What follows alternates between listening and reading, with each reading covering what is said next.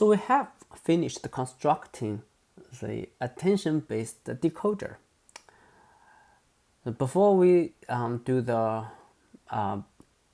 fun thing of doing experiment with that, let us just perform some sanity check to see if everything works together fine. Here is a dummy example. It's just to check the correctness of the model. We have a configuration. We will try to model the sequence of English letters, which means vocabulary size of 26. And we have the miniature sequence at most 20 seconds. And we only have 2 attention blocks in the model. I'll create such a model and then look at what we have. We just randomly generate 2 sequences. Right? I think.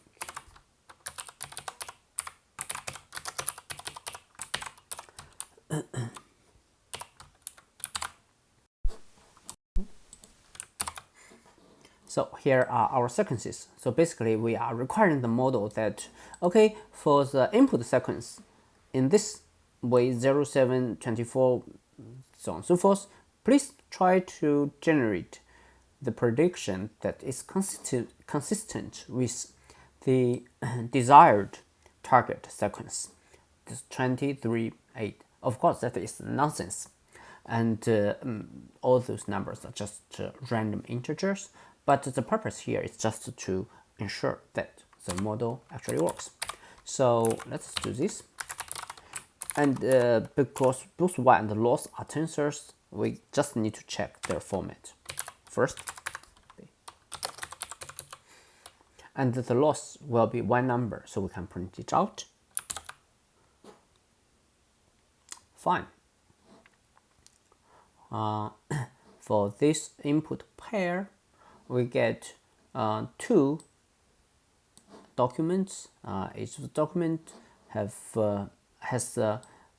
15 locations to predict, and in each the location we predicted 26 probabilities. Let's check maybe just one of it. Y. Maybe I should call that a prediction rather than y, which is misleading.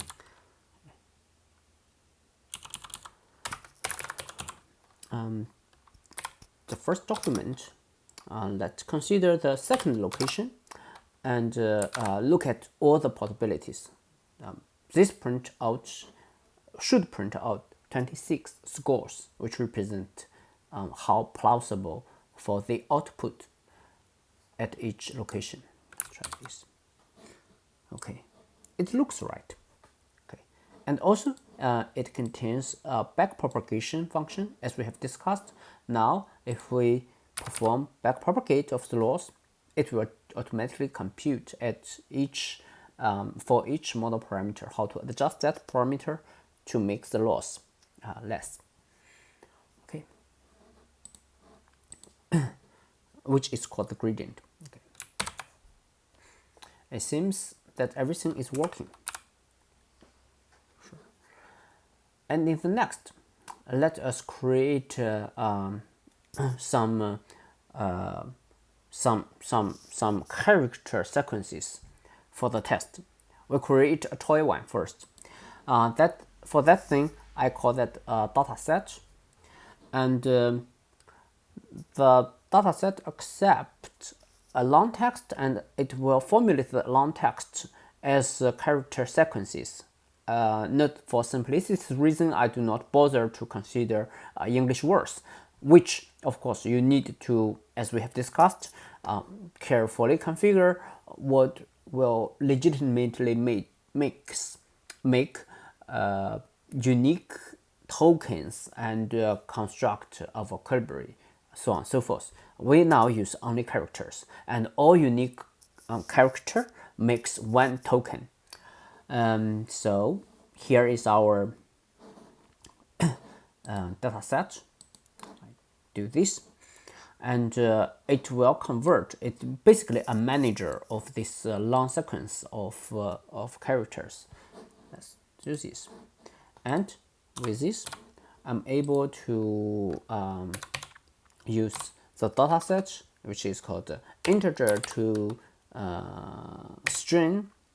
Of course, this is a character, but for string is a convention, I think, dated back to the programming language C time. Oh, I think we need to use this for the dictionary. Oh, the K number 9 is wrong. Interesting.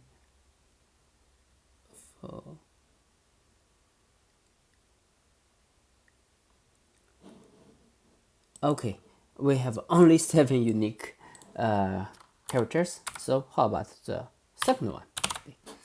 C. Good. The sequence only makes like A B C D F G F E D C B A B C D F G. This way.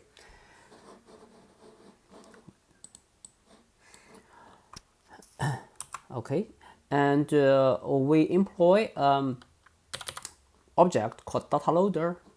As you can see the output, let me re-execute the code again.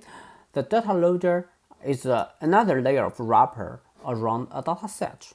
It will take several samples from the data set to make multiple samples as a batch, which corresponds to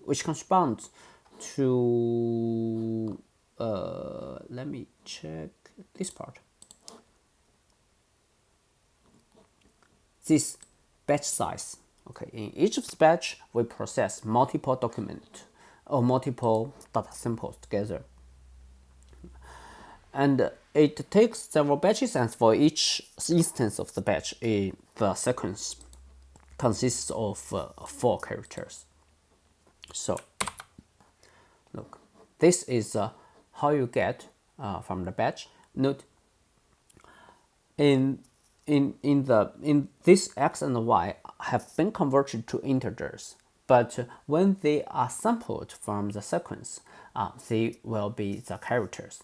And as we have seen that the dataset object have provide us the backward-forward mapping between the integers and the characters. Okay. Let's create a super tiny GPT model just for the sake of fast training. Okay, and let's look. This is logis, and so for each line it contains 7 numbers for the probability score of that location correspond to a particular token, and the total loss function is this. Okay. We employ an optimizer, and the optimizer takes care of all the parameters of the model as just the standard way of training neural networks, and we do a super simple training loop. Let's see what we have. We have reached pretty tiny small loss. Probably we overfit, but for such a tiny data sample, it's hard to not to overfit. Okay, anyway, and okay, so that is how we have fit tiny GPT model on the small data, and in the next we will try to use that model and see how that works. And finally, we will use this for larger size dataset to see to have more fun.